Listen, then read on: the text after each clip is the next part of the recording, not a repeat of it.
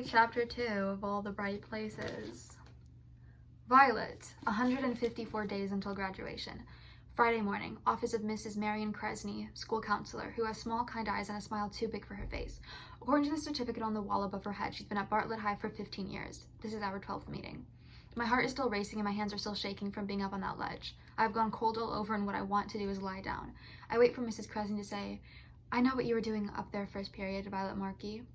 Your parents are on their way. Doctors are standing by, ready to escort you to the nearest mental health facility." But we start as we always do. "How are you, Violet?" "I'm fine. And you?" I sit on my hands. "I'm fine, but let's talk about you. I want to know how you're feeling." "I'm good." Just because she hasn't brought it up yet does not mean that she doesn't know. She almost never asks anything directly. "How are you sleeping?" The nightmare started a month after the accident. She asks about them every time I see her because I made the mistake of mentioning them to my mom, who mentioned them to her. This is one of the main reasons why I'm here and why I've stopped telling my mom everything. "I'm sleeping fine." The thing about Mrs. Kresney is that she always smiles, no matter what. I like this about her. "Any bad dreams?" she asks. "No. I used to write them down, but I don't anymore. And I can remember every detail. Like this one I had 4 weeks ago, when I was literally melting away. In the dream, my dad said, 'You've come to the end, Violet. You've reached your limit. We all have them, and this is yours.' But I don't want it to be. I watched as my feet turned into puddles and disappeared. I watched my hands. It didn't hurt. And I remember thinking I shouldn't mind this because there isn't any pain. It's just a slipping away. But I did mind, as limb by limb, the rest of me went invisible before I woke up." Mrs. Kresney shifts in her chair, her smile fixed on her face. I wonder if she smiles in her sleep. "Let's talk about college." This time last year, I would have loved to talk about college. Eleanor and I used to do this sometimes after Mom and Dad had gone to bed. We'd sit outside if it was warm enough, inside if it was too cold. We imagined the places we would go and the people we would meet, far, far away from Bartlett, Indiana, population 14,983, where it felt like aliens from some distant planet. You've applied to UCLA, Stanford, Berkeley, and the University of Florida, the University of Buenos Aires, North Caribbean University, and the National University of Singapore. This is a very diverse list, but what happened to NYU? Since the summer before 7th grade, NYU's creative writing program has been my dream. This is thanks to visiting New York with my mother, who is a college professor and writer. She did her graduate work at NYU, and for 3 weeks the 4 of us stayed in the city and socialized with her former teachers and classmates, novelists, playwrights, screenwriters, poets. My plan was to apply for early admissions in October, but then the accident happened, and I changed my mind. I missed the application deadline. The deadline for regular admission was 1 week ago today. I filled everything out, and I even wrote my essay, but I couldn't send it in. "Let's talk about writing. Let's talk about the website." She means EleanorandViolet.com. Eleanor and I started it after we moved to Indiana.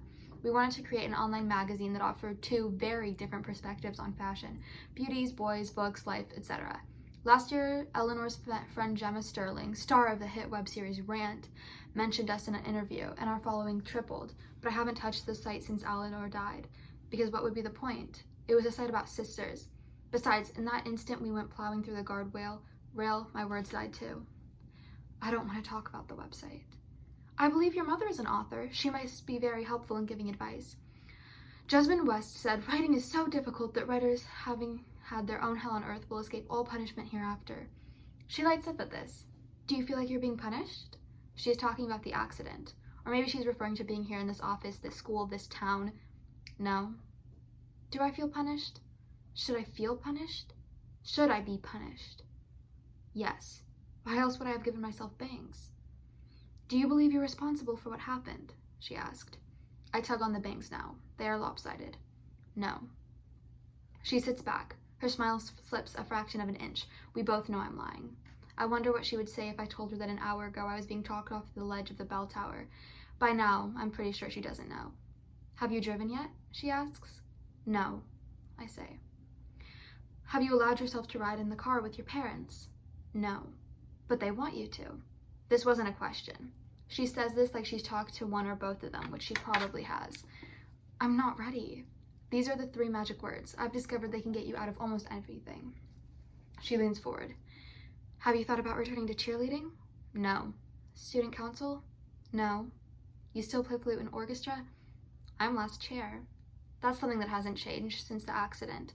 I was always last chair because I'm not very good at flute. She sits back again, and for a minute I think she's given up, but then she says, I'm concerned about your progress, Violet. Frankly, you should be further along than you are right now. You can't avoid cars forever, especially now that we're in winter. You can't keep standing still. You need to remember that you're a survivor, and that means... I will never get to know what that means, because as soon as I hear the word survivor, I get up and walk out. On my way to the 4th period, school hallway, at least 15 people, some I know, some I don't, some who haven't talked to me in months, stopped me on my way to class to tell me how courageous I was to save Theodore Finch from killing himself. One of the girls from the school paper wants to do an interview. Of all the people I could have saved, Theodore Finch is the worst possible choice because he's a Bartlett legend. I don't know him that well, but I know of him. Everybody knows of him. Some people hate him because they think he's weird and he gets into fights and gets kicked out of school and does what he wants. Some people worship him because he's weird and he gets into fights and he gets kicked out of school and does what he wants. He plays guitar in 5 or 6 different bands, and last year he cut a record. But he's kind of extreme. Like, he came to school one day painted head to toe red, and it wasn't even spirit rake. He told some people he was protesting racism, and others he was protesting the consumption of meat. Junior year, he wore a cape every day for an entire month, cracked a chalkboard in half of the desk, and stole all the dissecting frogs from the science wing and gave them a funeral before burying them in the baseball field. The great Anna Faris once said that the secret to surviving high school was to lay low. Finch does the opposite of this. I'm 5 minutes late to a Russian lecture where Mrs. Mahone and her wig assign us a 10-page paper on the Brothers of Comoros. Groans follow from everyone but me, because no matter what Mrs. Kresny thinks, I have extenuating circumstances. I don't even listen as Mrs. Mahone goes over what she wants. Instead, I pick out a thread on my skirt. I have a headache, probably from the glasses. Eleanor's eyes were worse than mine. I take off the glasses and put them on the desk. They were stylish on her. They're ugly on me, especially with the bangs. But maybe if I wear the glasses long enough, I can be like her. I can see what she saw. I can be both of us at once, and no one will have to miss her. I won't have to miss her. The thing is, there are good days and there are bad days. I feel almost guilty for saying they aren't all bad. Something catches me off guard. A TV show, a funny one-liner from Dad, a comment in class, and I laugh like nothing ever happened. I feel normal again, whatever that is. Some mornings I wake up and sing while I'm getting ready, or maybe I turn up the music and dance. On most days I walk to school. Other days I take my bike, and every now and then my mind tricks me into thinking I'm just a regular girl out for a ride. Emily Ward pokes me in the back and hands me a note because Mrs. Mahone collects our phones at the start of every class. It's the old-fashioned kind, written on a notebook paper. Is it true you saved Finch from killing himself? X Ryan. There's only one Ryan in this room. Some would argue there's only one Ryan in the whole school, maybe the world, and that's Ryan Cross. I look up and catch his eye, 2 rows over. He is too good-looking, broad shoulders, warm, gold-brown hair, green eyes, and enough freckles to make him seem approachable. Until December, he was my boyfriend, but now we're taking a break. I sit the note on my desk for 5 minutes before answering it. Finally, I write, I just happened to be there, XV. Less than a minute later, it's passed back to me, but this time I don't open it. I think of how many girls would love to receive a note like this from Ryan Cross. The Violet Marquis of last spring would have been one of them. When the bell rings, I hang back. Ryan lingers for a moment, waiting to see what I do, but I just sit there. He collects his phone, and he moves on. Mrs. Mahone says, Yes, Violet? 10 pages used to be no big deal. A teacher would ask for 10 and I would write 20. If they wanted 20, I'd give them 30. Writing was what I did best. Better than being a daughter or a girlfriend or a sister. Writing was me. But now writing is one of the things I can never do again. I barely have anything to say. Not even, I'm not ready. It is the unwritten rule book of life, under how to react when a student loses a loved one and is, 9 months later, still having a very hard time.